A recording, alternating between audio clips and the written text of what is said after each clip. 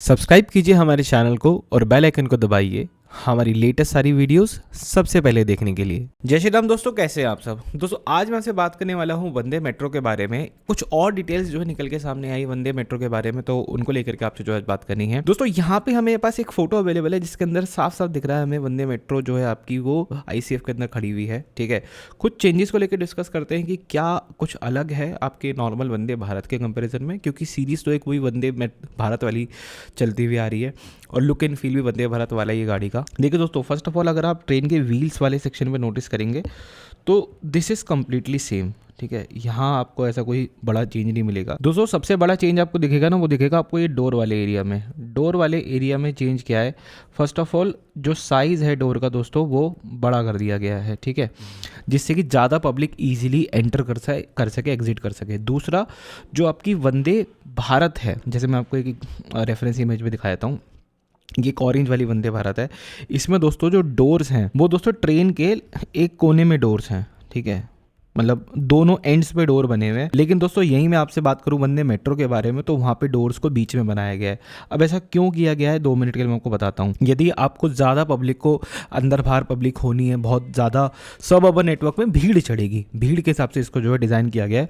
तो पब्लिक जब यहाँ से यहाँ भी एंटर कर सकती है, यहाँ से इस वाली सीट्स पर भी एंटर कर सकती है, सेम इधर भी इस तरह से जो है पैसेंजर मूवमेंट हो सकती है। चाहे दोस्तों आप इस वाली बे में बैठें, चाहे आप इस वाली बे में बैठें या आप इस वाली बे में बैठें, आप सभी लोगों के लिए जो डोर का एक्सेस है वो नियर बाय हो गया। अगर यही डोर दोनों एंड्स पे होते हैं, मान लीजिए दोनों एंड्स पे डोर होते हैं, तो जो बीच में पैसेंजर बैठते हैं ना, उनके लिए डोर का एक्सेस थोड़ा दूर हो जाता है। तो इस चीज़ का जो है ध्यान रखा गया है। फर्स्ट ऑफ ऑल हो सकता है यहाँ इस इमेज में देखने के बाद आपको ये ना समझ में आ रहा हो कि ये कोच एंड कहाँ हो रहा है।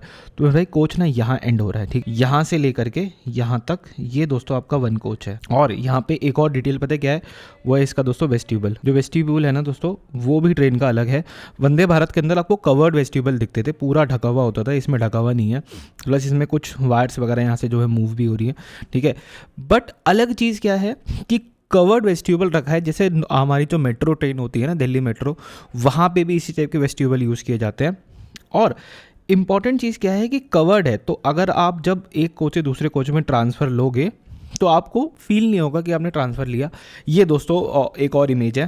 दोस्तों ये जो आप देख रहे हो ना, ये है दोस्तों आपकी वंदे भारत। ये जो आप ट्रेन खड़ी हुई देख रहे हो, ये आपकी वंदे मेट्रो। तो ये दोनों अलग अलग हैं। देखो इसमें जो डोर है वो यहाँ बना हुआ है, लास्ट में डोर बना हुआ है, और ये इसका फ्रंट हिस्सा है वंदे भारत का। फ्रंट में एक बारी और आपको क्लोजअप में दिखाता हूँ, ये आप देख सकते हैं क्लोजअप में थोड़ा सा अलग जो है चेंज करके बनाया गया है। लेकिन मुझे आपसे ना 2-4 बातें और करनी है इस वंदे भारत मेट्रो के बारे में। ये जो भी इस सीरीज़ का नाम होगा, एग्जाम्पल अभी वंदे मेट्रो ही कहा जा रहा है, इसके अंदर दोस्तों 2 टाइप की सीरीज़ चलेंगी। एक होगी रैपिड सीरीज और एक होगी आपकी नॉर्मल सीरीज। ये जो रैपिड वाली है दोस्तों, ये है 8 कोच, और जो नॉर्मल वाली है दोस्तों, ये है 12 कोचर। नॉर्मल वाली अभी जो 8 कोचर है, ये एक टाइप की ना फास्ट पैसेंजर की इतना ट्रेन होगी, फास्ट पैसेंजर भी कह सकते हो, या और ज़्यादा स्टॉप में रुकने वाली, लेकिन ज़्यादा लंबे डिस्टेंस को कवर करने वाली। 400 किलोमीटर तक ये जो है ये ट्रेन कवर करेगी। अनुमान है ऐसा कि 400 किलोमीटर तक करेगी, और ये थोड़े सबअर्बन के अंदर चलेगी। लेकिन ये जो ट्रेनें हैं ये ना आपकी लोकल ट्रेन को रिप्लेस करने नहीं आ रही। जो लोकल ट्रेनें मेरे ख्याल से वो वहीं की वहीं रहेंगी। ये जो ट्रेनें आ रही हैं, ये ट्रेनें आ रही जो आपकी पैसेंजर गाड़ियाँ चलती थी ना, जैसे दिल्ली में चलती है, दिल्ली सहारनपुर चल रही है, कोई दिल्ली मेरठ चल रही है, दिल्ली आगरा चल रही है, दिल्ली होशियारपुर चल रही है। मैं अपने हिसाब से बता रहा हूँ, अपने इलाके के हिसाब से। तो दोस्तों ये जो ट्रेन है वो कहीं ना कहीं उनको रिप्लेस करने आ रही है। अब देखो रेलवे ने इन ट्रेनों को क्या सोच के बनाया गया, उसके दिमाग में थॉट प्रोसेस क्या चल रहा होगा। फर्स्ट ऑफ ऑल जब उन्होंने वंदे भारत लॉन्च करी तो उनको समझ में आया कि ठीक है, अगर हम एक अच्छी ट्रेन बनाते हैं, उसमें अच्छी सुविधा देते हैं, लुक एंड फील उसका बढ़िया बनाते हैं, ठीक है, ट्रेन के एस्थेटिक्स को अच्छा बनाते हैं, तो लोग पे करने के लिए रेडी हैं। पर लोगों की परचेजिंग पावर है।